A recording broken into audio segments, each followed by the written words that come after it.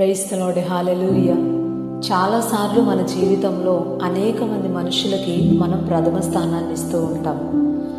వారి నిర్ణయాలు, వారి ఆలోచనలు మన జీవితాన్ని నడిపించేంతగా మనం వారికి స్థానం ఇస్తూ ఉంటాం. అయితే ఇంతగా ప్రేమించి స్థానం ఇచ్చినటువంటి వ్యక్తుల దగ్గర నుండి మనం ఆశించింది చూడలేకపోవటం చూసి మన హృదయం చాలా విచారపడుతూ ఉంటుంది. మనం అనుకున్నది వారి వలన జరగకపోవటం చూసి, మనం ఆశించిన రీతిలో ఎదుటివారి నుంచి ప్రేమను పొందుకోకపోవటం చూసి మన హృదయం చాలా కృంగిపోతూ ఉంటుంది.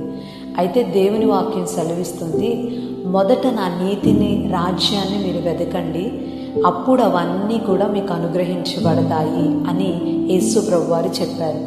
అంటే దేవునికి కనుక మనం స్థానం ఇవ్వగలిగితే, మొట్టమొదటి స్థానం, ప్రథమ స్థానం దేవునికి కనుక మనం ఇవ్వగలిగితే, దేవాతి దేవుడు మనకి ఏం కావాలో, ఎలా ఉండాలో, ఏ సమయంలో ఏది మనకు అవసరమో సమస్తాన్ని కూడా మనకి అనుగ్రహించటానికి ఆయన రెడీగా ఉంటాడట.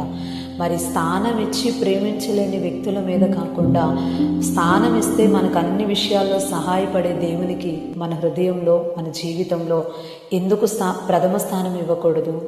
ఒకసారి ఇచ్చి చూడండి, దేవుడు తప్పకుండా మనకు అన్ని విషయాల్లో సహాయపడతాడు. ఆమెన్.